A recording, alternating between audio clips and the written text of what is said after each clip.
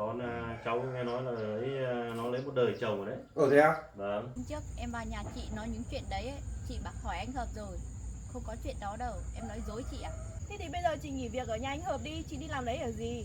À bây giờ chị có dứt khoát không để em còn biết. Đâu có hơn nhau cái gì đâu mà chị nói thế. Này em đừng có nói thế nhá. Đừng tưởng chị không có ăn có học mà bắt nạt chị nhá.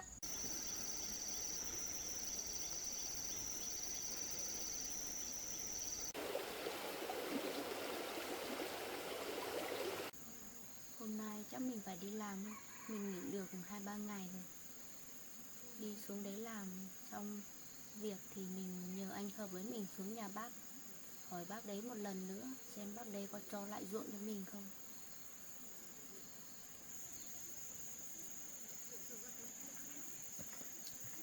Mới có sáng sớm thôi mà trời nắng thật. Hôm nay chắc là nắng to lắm.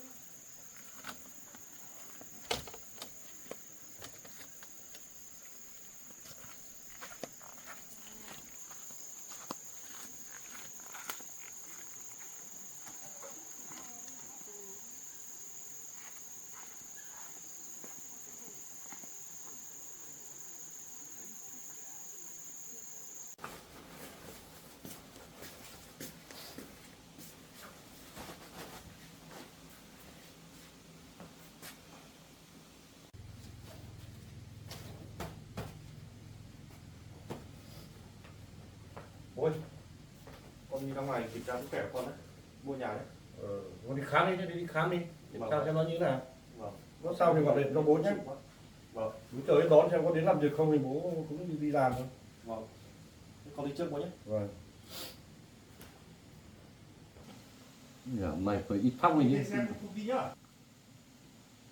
Giờ mày phải ít thóc chứ. Cái đó thì có biết đến làm việc không? Khi mà mưa xuống thì chắc không ai dọn cho mình. Bố con đi nhá. Đi thật nhá. Vâng.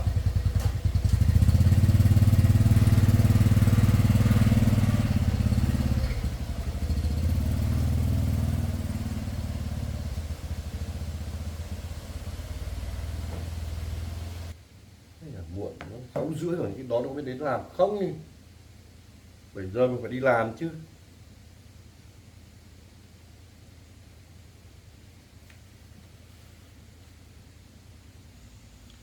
Hôm nay mà đến chuyến đi gặp bố cái Tâm này không biết nói chuyện thế nào nữa, ngại quá, làm tổng gia với nhau mà nhùng nhàng này.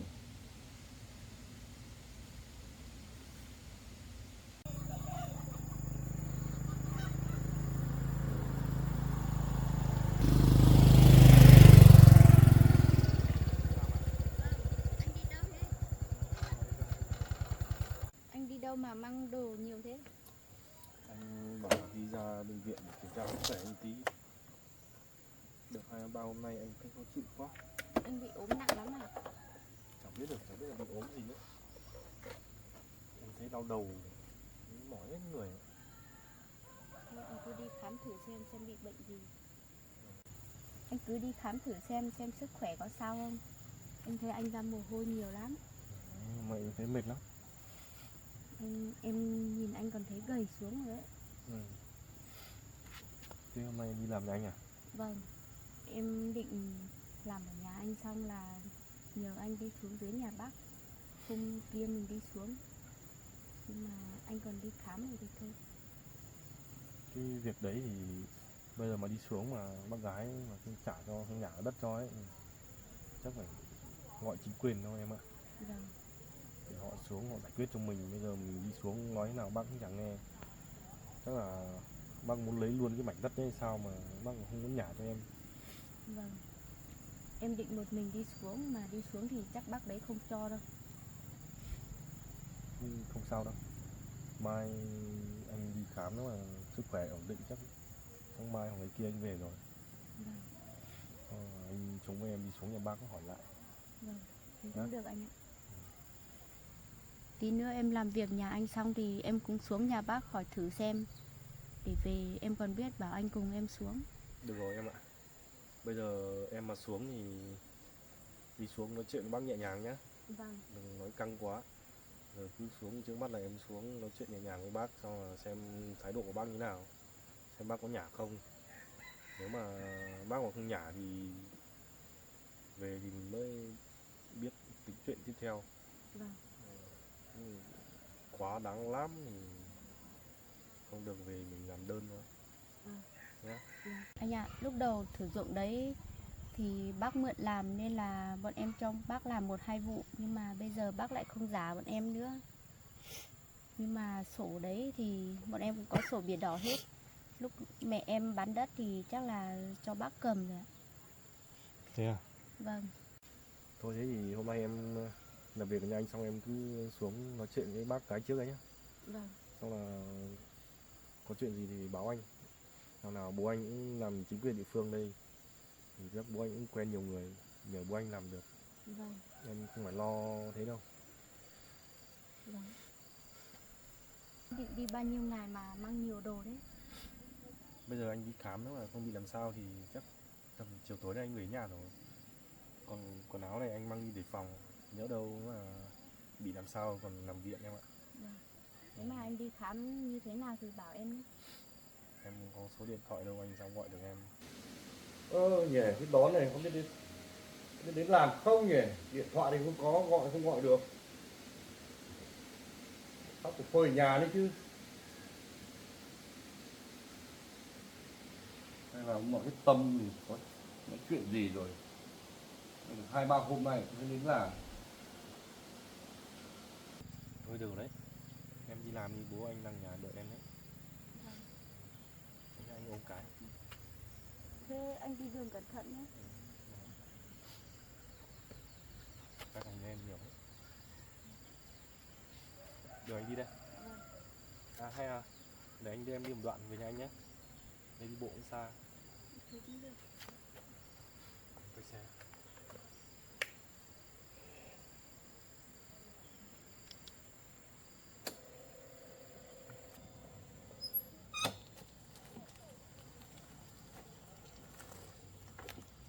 Đi em ơi.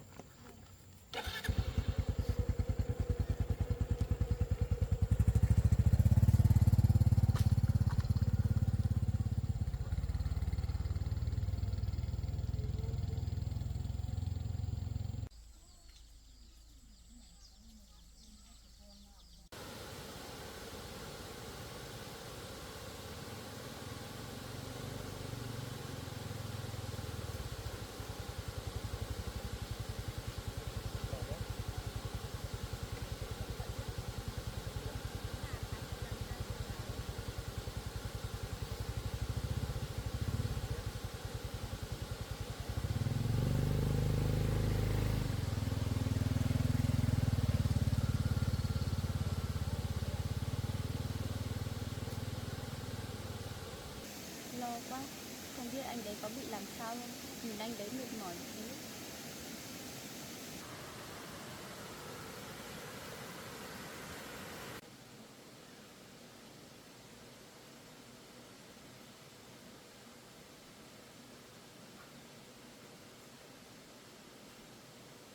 Chào bác ạ.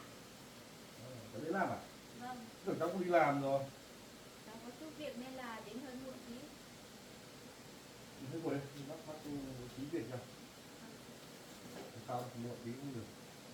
Cẩn thì bác chuẩn bị đi làm rồi. Này bác tôi cũng thắp ở đây. Tính trời mưa thì có hộ bác dọn đi, nấu cắt đi nhé. Ở đây hộ đấy là hộ đạo thắp cho bác nhé. Trồng gà nữa, gà nhiều lắm. Bác có mấy con thôi, gà con gà nhà bị cạn này thôi. Chiều chiều thì dọn thắp cho bác. Thế bác đi làm cả ngày à? Vâng, bác đi cả ngày ấy. Cơm thì cháu bác thì nấu cơm ăn ở đây nhé. Cháu bác đi làm đấy. Cũng đang vội lắm rồi. Đến giờ rồi. Vâng, thì bác đi làm.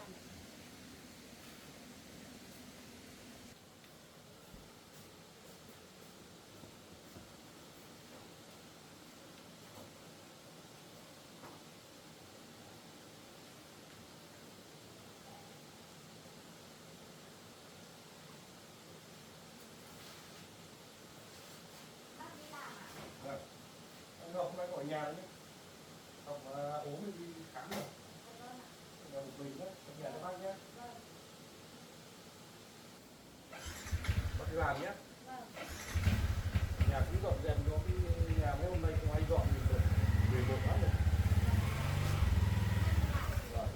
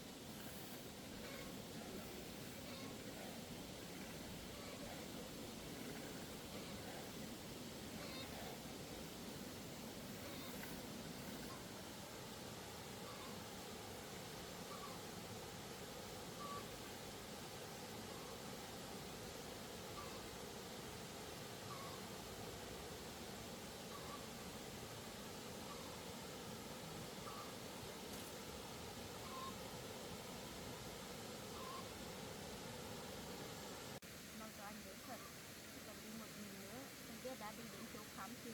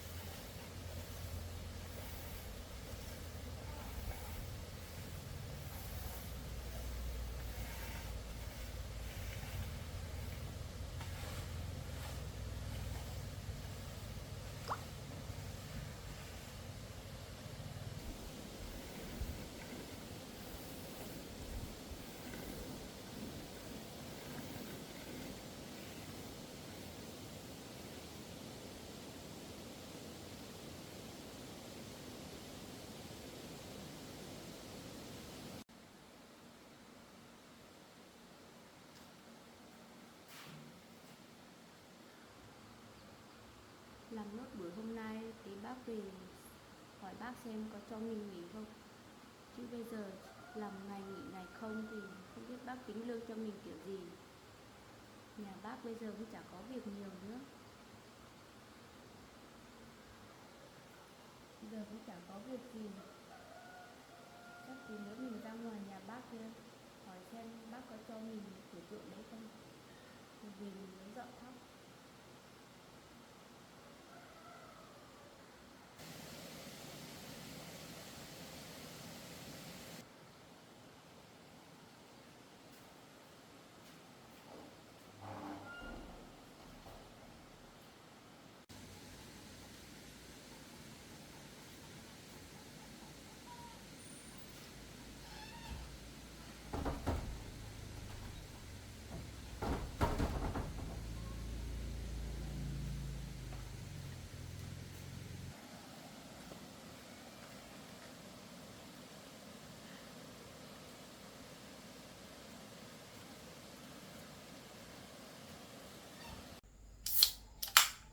Trúng nữa đi. Vâng, hãy uống đi.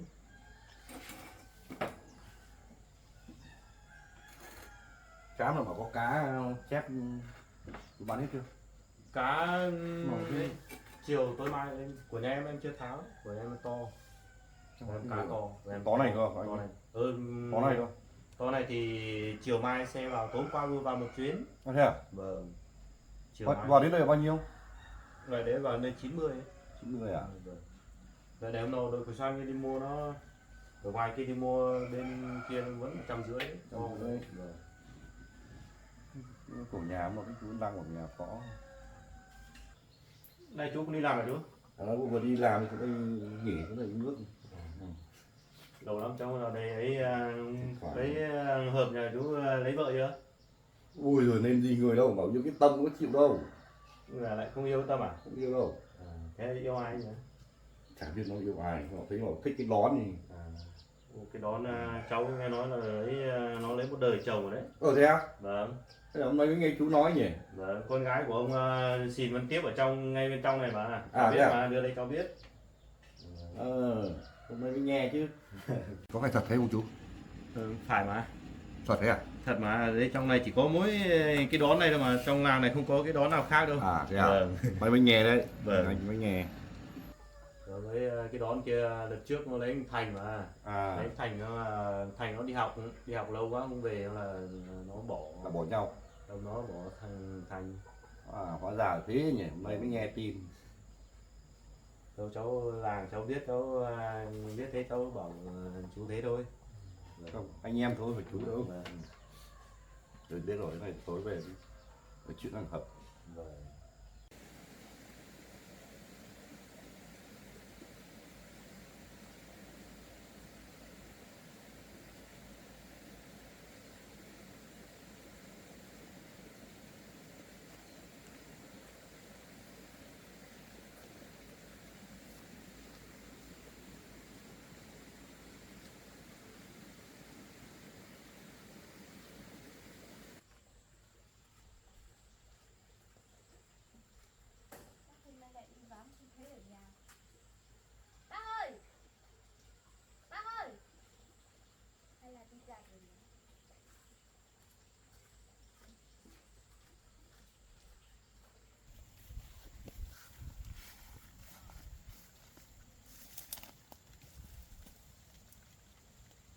Không biết hôm nay bác đi đâu hết, không biết có phải dọn lúa ở bên kia không.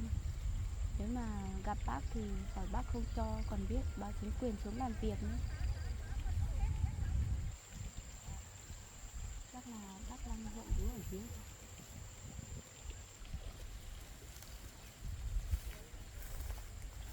Với con của anh kia cũng nhiều tuổi đấy, nếu mà quen ai là cũng nên cho lấy thôi. Đúng rồi, không nói gì cũng giới thiệu cái tâm cho nó mà nó lại không thích.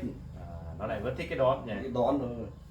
Cái đón người nó cũng được thôi, qua là đợt trước thì nó lấy Thành nó đi học lâu thì nó bỏ thì cũng lý do gì.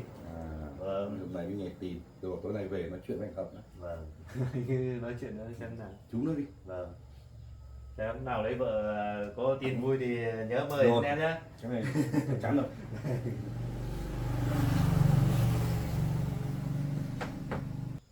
Tôi cảm ơn chú nhé.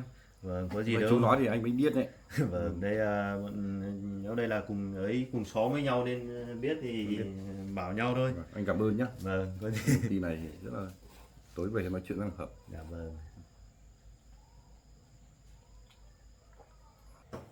Tiền nước tí nữa anh chuyển khoản nhé. Vâng, thế ấy chuyển khoản. Rồi đến giờ anh đi làm đấy. Dạ vâng. Lúc nào có ngày cưới mời cháu ấy nhá. Rồi ok, chắc chắn rồi.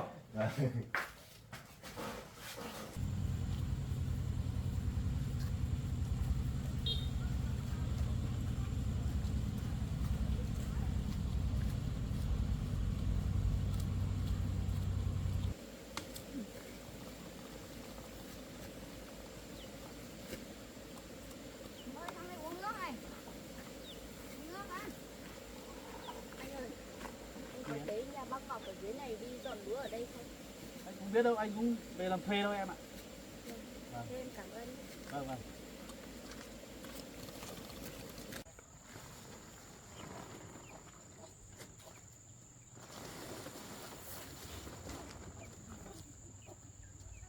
Chị ơi, chị có biết nhà bác Ngọc ở dưới này đi đâu không ạ?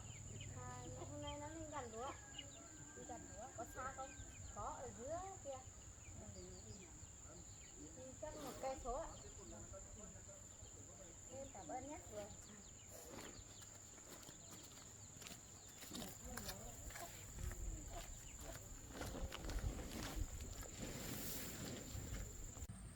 Bực mình thật, hôm nay mình mới nghe cái chuyện này. Bao nhiêu lâu mình không biết. Hôm nay về mình bảo cái thằng Hợp một trận á. Nói mai không nghe mà yêu cái người đã có chồng vẫn cứ thích. Con trai mình, trai tơ mà đi yêu cái đứa này, đã có chồng này. Tối nay về mình phải nói cho nó biết. Cho nó bỏ cái đón đi.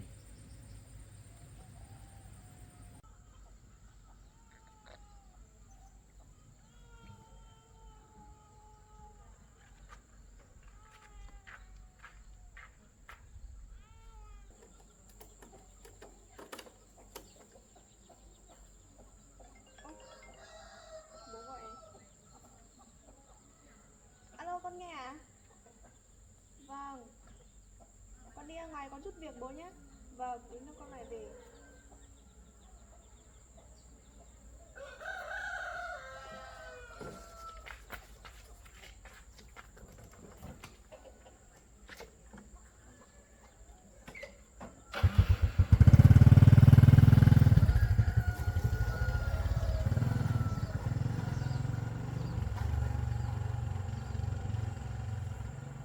Tôi nghĩ chắc là con trai mình chưa biết chứ. Cái đó là có đời chồng, nhưng mà nó biết thì chắc chắn nó không đi theo đuổi rồi.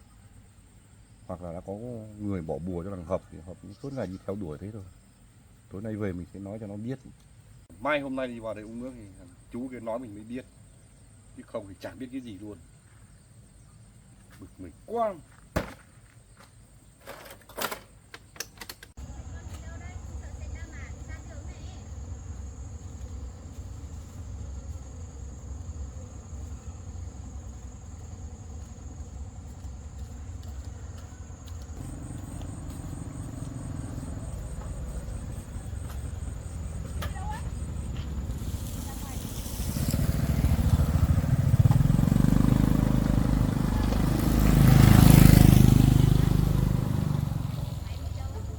Em ra ngoài mua ít hoa quả về ăn thôi chị ạ. Chị đi đâu về đấy?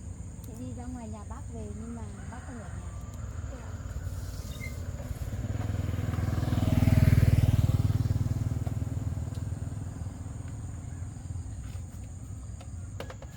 Chị đi bộ à? Đi bộ thôi. Đi nhà bác có việc gì á chị? Có tí việc thôi em ạ. Thế ạ? Tâm ơi, Dạ. hôm trước em vào nhà chị nói những chuyện đấy ấy, chị bảo hỏi anh Hợp rồi. Không có chuyện đó đâu, em nói dối chị à? Ôi dồi ôi, thế thì anh Hợp nói với chị rồi. Anh Hợp Làm nói gì như thế phải. mà. Chị đã hỏi rồi, anh đấy không được nói như thế đâu. Tất cả là em bịa ra thôi. Chị ạ, chắc anh Hợp ở bên chị nên anh Hợp nói thế thôi. Còn anh Hợp ở bên em nó nói một kiểu khác mà. Em nói dối, chị sẽ không bao giờ tin em nữa. Chị chỉ tin anh Hợp thôi. Ôi giời ơi. Bây giờ bố mẹ em đã biết là em với anh Hợp đi với nhau rồi. Đợt vừa rồi em với anh Hợp đi trên vùng cao 2-3 hôm. Mặc dù là không có gì đâu nhưng mà người ta người ngoài người ta đồn đoán như thế. Xong bây giờ bố mẹ em phải ép anh Hợp bắt buộc phải lấy em đấy chị ạ. Cái đấy là việc của em, còn chị không tin. Nhưng mà bây giờ em với anh Hợp đang yêu nhau rồi. Chị không bao giờ tin, tại em cứ đi theo anh Hợp nên là họ mới nói như thế. Đâu phải tại em đâu, em với anh Hợp đang yêu nhau mà nên em với anh Hợp mới đi lại với nhau chứ. Tâm, em đừng có bịa chuyện như thế. Chị chỉ có thể tin anh Hợp thôi. Em toàn nói dối chị. Mà chị ơi, bây giờ em với anh Hợp đang đi lại cùng nhau ấy, người ngoài người ta cũng thấy như thế, người ta tưởng em với anh Hợp lấy nhau rồi ấy. Hay là bây giờ chị đừng có đi theo anh Hợp nữa nhá. Anh Hợp bây giờ là của em rồi. Hay là chị bỏ bùa anh Hợp nhỉ? Bây giờ anh Hợp cứ thích chị rồi. Này Tâm, em đừng có nói thế. Chị không bao giờ mê tín đâu nhá. Em biết đâu, em thấy anh Hợp cứ đi theo chị ấy. Chị không bao giờ làm như thế. Hay là tại em thích anh Hợp quá, không có chuyện gì để nói nên cứ bịa ra như thế. Nếu mà chị không bỏ bùa, làm gì mà anh Hợp cứ đi theo chị như thế? Kiểu gì chả bị chị bỏ bùa. Nhưng cái chuyện này là em tự nói ra đấy chứ. Hay là em có suy nghĩ như thế nên mới nói ra những lời như thế. Đâu, nhưng mà mấy hôm nay anh Hợp ốm xong rồi người cứ mệt đơ đơ sao ấy. Nay em gặp anh Hợp cứ đơ đơ sao ấy, kiểu gì chả bị chị bỏ bùa. Anh đấy bị ốm chứ, có phải bỏ bùa gì đâu. Mà chị chưa thấy có ai bảo bị bỏ bùa cả. Mấy hôm nay anh Hợp cứ yếu như kiểu bị ma nhập ấy. Kiểu gì chả bị chị bỏ bùa rồi. Anh đấy bị ốm chứ. Sáng nay anh Hợp đi khám ấy, còn vào trong nhà hỏi bà chị nữa. Em đừng có nói dối chị. Thế á? Chẳng lẽ chị nói dối. Nếu mà sáng nay em không có việc em chả cùng anh Hợp đi rồi. Nhưng mà bây giờ ấy, em với anh Hợp đi lại với nhau như thế này em mất danh dự rồi. Mai mốt em mà không lấy được anh Hợp chị cũng đừng có hòng lấy được anh Hợp nhá. Này Tâm, em đừng có nói thế. Em là người có ăn có học, sao lại nói những chuyện như thế nhỉ? Nhưng mà bây giờ ấy, chị đừng có hòng cướp với anh Hợp. Tâm ơi, nhìn em thế này có nhất thiết phải đi tranh một người đàn ông với chị không? Mà chị ơi, ngoài kia thiếu gì đàn ông con trai. Mà nhất thiết em phải tranh anh hợp với chị, chẳng qua là bố mẹ em sắp đặt đấy chứ. Bố mẹ sắp đặt thì cũng có thể là hủy hôn được mà. Tại sao cứ phải đi tranh với chị nhỉ? Đâu, bố mẹ đã đồng ý hết rồi, sao mà hủy hôn được. Bây giờ em phải đi theo anh hợp chứ. Chị đừng có mà tranh giành anh hợp với em. Từ trước đến giờ chị gặp em, chị không ngờ em là con người như vậy đấy. Em cũng đâu có ngờ đâu, nếu mà em biết trước như thế em làm gì mà nhận lời. Hôm qua em ở nhà anh Hợp một ngày đây. Anh Hợp ốm như thế, nếu mà chị yêu anh Hợp sao chị không đến thăm anh ý? Hôm qua anh ở nhà anh Hợp chăm sóc anh Hợp cả ngày đấy chị ạ. Chị không cần biết mà chị có thấy đâu. Chị làm gì mà thấy được, em ở nhà anh Hợp cả một ngày mà. Bố anh Hợp còn bảo em hộ đánh cảm cho anh Hợp, em ở lại nấu cháo cho anh Hợp ăn mà. Cái đấy chị Làm không gì mà cần chị biết. mà biết.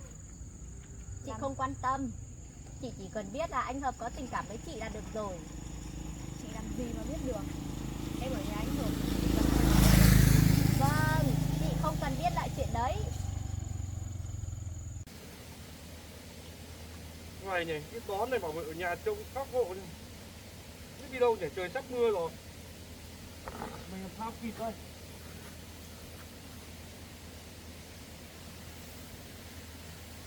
Gặp thì lại ốm đi viện. Rồi, chán rồi đấy. Ngoài hộ.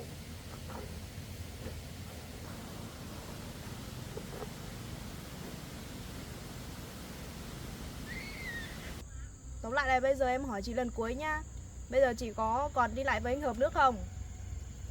Em đừng có nghĩ là chị đến nhà anh Hợp ấy là ở với anh Hợp.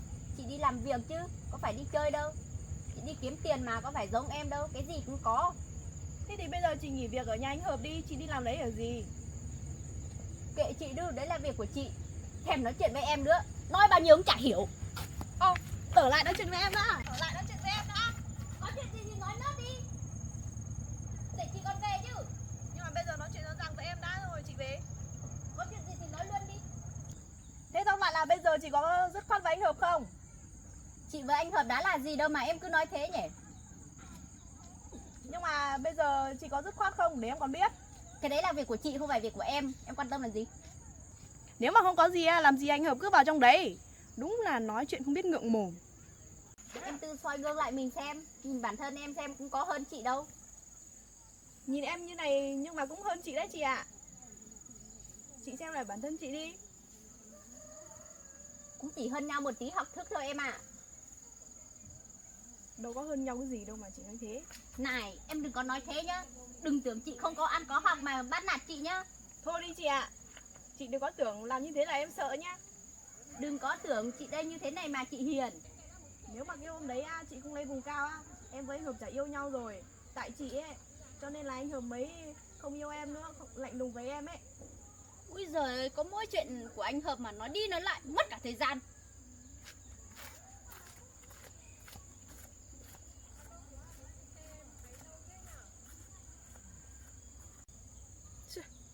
Mày thế, hôm nay mình còn gặp lại được, nói hết mọi chuyện, không thì khó chịu trong lòng quá.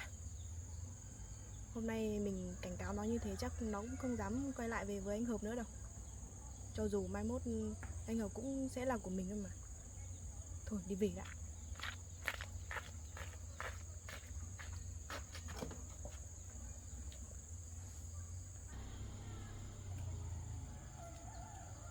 Nhìn xấu xấu này mà để đặt đi tranh người yêu với người ta.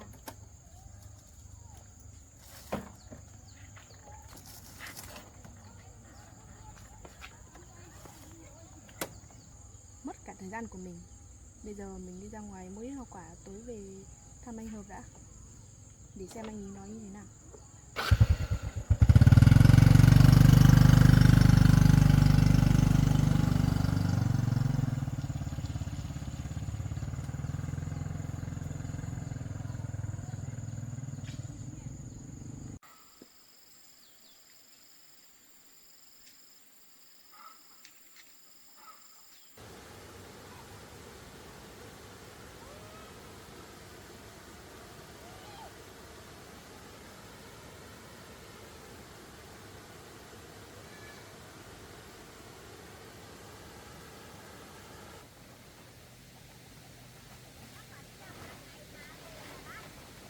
trời tối quá bác phải tranh thủ chạy về trước để dập xong rồi cháu đi đâu giờ mới về. Và chú nhanh nhanh lên bộ xong rồi.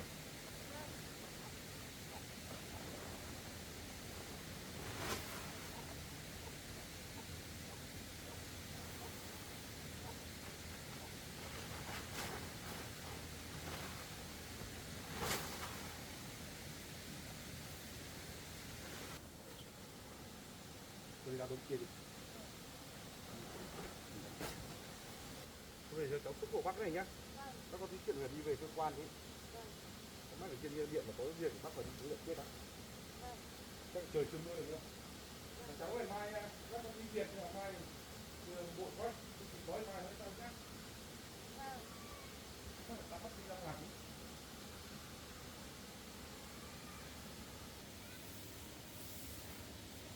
Không biết bác bảo có chuyện gì nữa.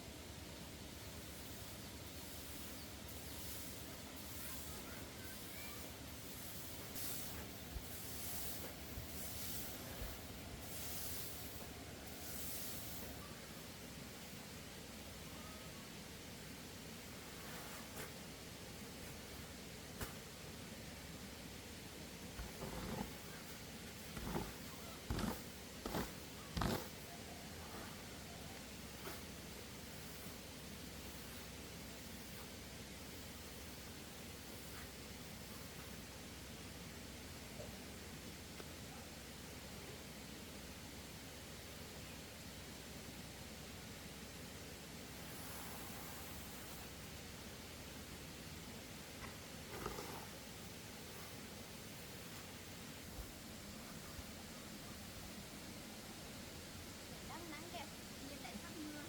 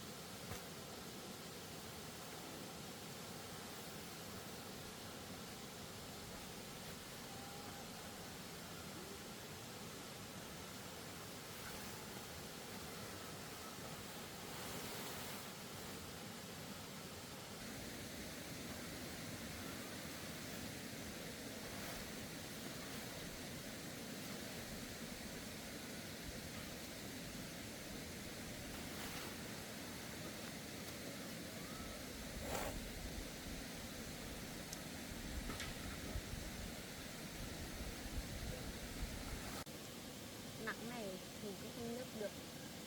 Mình nhớ bác khắc nhấc. Mình đi dọn cái đống bạc này chắc là cũng muộn.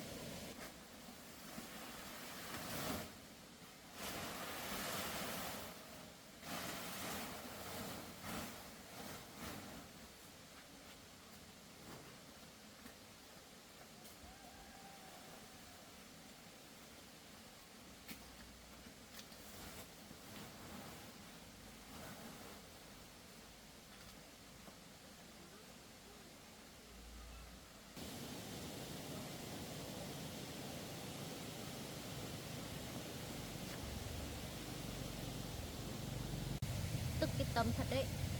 Hôm nay còn dám cảnh cáo mình nữa. Được rồi, mai đợi anh Hợp đi khám về đã. Thế nên bảo anh Hợp nói xem có còn nói được như thế không.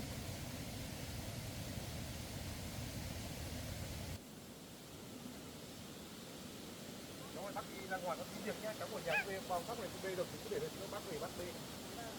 Để đấy thì bác tàu chuyển bác về bác về nhé. Nhưng mà bác có tí chuyện nhưng mà chờ Hợp về mai bác nói sau nhé.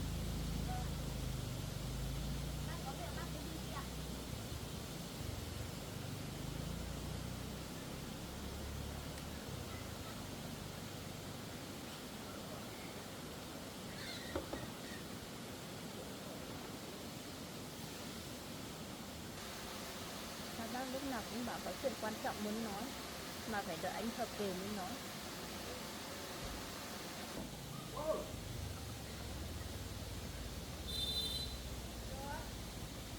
Bác ơi, cháu làm xong hết việc rồi, cháu xin phép đi về, chiều cháu lại xuống làm tiếp ạ. Vâng, cháu ơi, xong việc cháu cứ về đi. Chiều cháu lại xuống hộ bác nhé. Vâng ạ. Vì cho bác đi làm tí nữa. Tối mới về đấy. Vâng, Bác đi vâng. luôn, bác làm hộ đấy. Vâng ạ. Chắc là bác cũng chỉ nói chuyện cái tâm thôi. Nếu mà cứ đợi anh Hợp về ấy.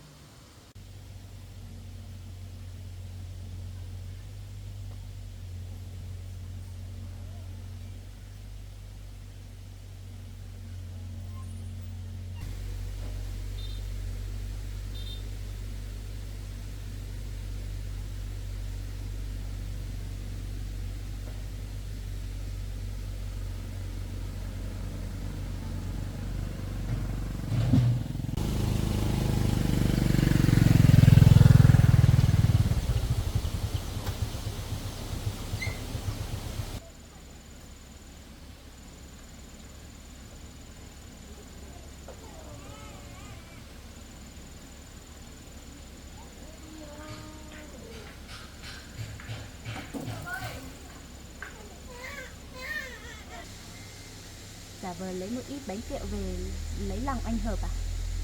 Anh Hợp ơi, bác ơi.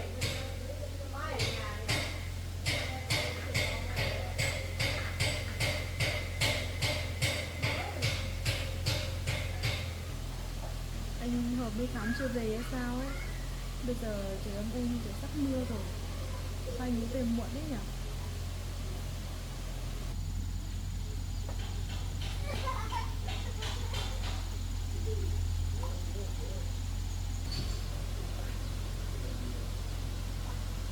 Bây giờ cũng muộn rồi mà sao anh ấy chưa về? Bây giờ trời âm u như này như kiểu sắp mưa to hay sao ấy? Thôi mình cứ ngồi đây đợi tí xem có thấy anh ấy về không? Mình muốn đi chọn cho anh ấy mà không thấy anh ấy về.